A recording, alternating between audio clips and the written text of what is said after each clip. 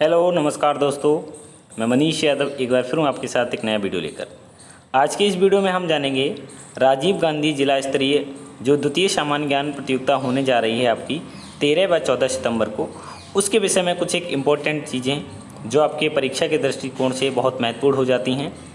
इस वीडियो में हम जानेंगे कि इस प्रतियोगिता में प्रश्नों का स्तर क्या रहने वाला है, प्रश्नों के टॉपिक क्या रहेंगे, परीक्षा किस माध्यम से देंगे, पुरस्कार क्या रहने वाले हैं। तो जैसे भी आपके जो कुछ समस्याएं हैं, आप लोगों ने जो कुछ भी डिस्कस की हैं, तो उन्हीं को लेकर आज का ये वीडियो लाने वाले हैं। तो अगर हम लोग बात करते हैं कि ये प्रतियोगिता जैसा इसका नाम है कि द्वितीय सामान्य ज्ञान प्रतियोगिता, तो ये इसका दूसरा संस्करण है। पहला संस्करण इसका पूर्व के वर्ष में हुआ था और इस प्रतियोगिता का जो माध्यम रहने वाला है वो आपकी परीक्षा ऑनलाइन होगी। यदि पुरस्कार की बात करें तो लैपटॉप, मोबाइल, टैबलेट इत्यादि बहुत सारे पुरस्कार हैं।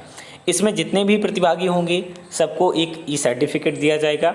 और इसके अगर समय की बात करें तो 13 और 14 सितंबर को 3 बजे से लेकर शाम को 7 बजे तक आप इसमें पार्टिसिपेट कर सकते हैं।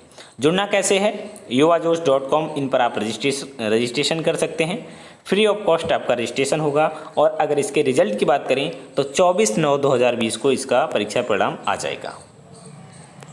अब हम लोग अगर बात कर लेते हैं कि इसमें जो भी आपकी समस्याएं हैं कि आपके क्या क्या प्रश्न हैं, किस टॉपिक से पूछे जाएंगे। सबसे पहला प्रश्न हमारा यही उठता है कि हमको इस परीक्षा के बारे में पता कैसे चलेगा। तो इसका जवाब है कि परीक्षा 13 और 14 सितंबर को आपकी होगी। आपको परीक्षा का एक लिंक भेजा जाएगा, यानी कि जिस मेल आईडी से आपने उसका रजिस्ट्रेशन किया है तो उस पर आपको एक मेल भेज दिया जाएगा। उस पर आपको एक लिंक प्राप्त होगा। आप उस लिंक पर जैसे ही क्लिक करेंगे तो आप उसको लॉगिन कर पाएंगे और अपना मोबाइल नंबर व आपकी जो DOB है, डेट ऑफ बर्थ, उसको आप उसमें एंटर करेंगे, उससे आप उसको लॉगिन कर सकते हैं। ये आप वेबसाइट से लॉगिन कर सकते हैं, उसमें एक विंडो होगी, वहाँ से भी आप इसको डायरेक्ट लॉगिन कर सकते हैं और अपना एग्ज़ाम दे सकते हैं। दो चीज़ों से आपको लॉगिन करना है, या तो आपको मेल पे आपका लिंक प्राप्त हो जाएगा। अगर मेल पे अगर आपको लिंक प्राप्त नहीं हो पाता है तो आप वेबसाइट के माध्यम से भी इसको कर सकते हैं, आप अपनी परीक्षा दे सकते हैं। अब दूसरा प्रश्न उठता है कि इस जो प्रतियोगिता है, ये परीक्षा है, इसका फॉर्मेट क्या रहने वाला है। देखिए, यह जो प्रतियोगिता है इसमें 30 मिनट में आपको 60 सवालों का जवाब देना होगा और सभी जो प्रश्न हैं वो सभी विकल्पों वाले होंगे, यानी कि मल्टीपल चॉइस आपके क्वेश्चन रहने वाले हैं और सही आंसर के लिए आपको एक विकल्प चुनना होगा। बात करते हैं कि प्रतियोगिता किस वेबसाइट या किस ऐप पर होगी। तो सीधी सी बात है कि प्रतियोगिता जो है yuvajosh.in पर जो वेबसाइट है ना, आपको दिख भी रही होगी। आप इस वेबसाइट के माध्यम से प्रतियोगिता को कर सकते हैं। अब दूसरा प्रश्न ये उठता है कि प्रतियोगिता में जो रजिस्ट्रेशन हुआ है या नहीं हुआ है, या फिर हम इसको कैसे देख सकते हैं, रजिस्ट्रेशन नंबर को कैसे देख सकते हैं। तो इसका जवाब यही है कि आपका जो मोबाइल नंबर है और आपकी जन्म तिथि ही आपका रजिस्ट्रेशन नंबर है। यानी कि जिस प्रकार आपने लॉगिन किया था, जैसे भी आपने जो अपनी सूचनाएं प्रेषित की थी, उसी से आप लॉगिन कर लेंगे, वही आपका रजिस्ट्रेशन नंबर है और आप उसी लॉगिन करने के माध्यम से उसी से आप परीक्षा में बैठ सकते हैं, अंदर हो सकते हैं। अब प्रश्न उठता है कि प्रतियोगिता का समय और स्थान क्या होगा। बहुत सारे लोगों को यही कन्फ्यूज़न है कि ये प्रतियोगिता कब होगी। तो देखिए, प्रतियोगिता ऑनलाइन है। आपका जो स्थान है वो आपका घर है, आप जहाँ भी हैं वर्तमान में, और जहाँ भी प्रतियोगिता के समय रहेंगे तो वही आपका स्थान है। 13 और 14 सितंबर को दोपहर 3 बजे से लेकर शाम को 7 बजे तक इस प्रतियोगिता में आप भाग ले सकते हैं। तब तक आपका लिंक खुलेगा। आप इस प्रतियोगिता में समय सीमा के भीतर कभी भी परीक्षा का लिंक खोलकर अपनी परीक्षा दे सकते हैं, यानी कि कभी भी जब भी आपके पास समय हो तब आप परीक्षा दे सकते हैं। कोशिश करिए, आप लोग कोशिश करना कि कल 3 बजे से ही बैठ जाएं, यानी कि जब भी आपको 13 तारीख, ये वीडियो जब भी मैं रिकॉर्ड कर रहा हूँ तो वो मैं आज 12 को कर रहा हूँ, तो इसका मतलब है कि कल आप 3 बजे इसमें बैठ जाएं।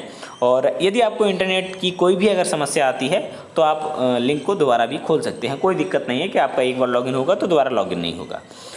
अब दूसरा प्रश्न ये उठता है कि प्रतियोगिता में रजिस्ट्रेशन करने की अंतिम तिथि क्या है। तो प्रतियोगिता में रजिस्ट्रेशन करने की आप लोग 13 सितंबर तक रजिस्ट्रेशन हो सकता है। 13 सितंबर का मतलब ये है कि जिस दिन प्रतियोगिता है उस दिन प्रतियोगिता से पहले तक आप रजिस्ट्रेशन कर सकते हैं।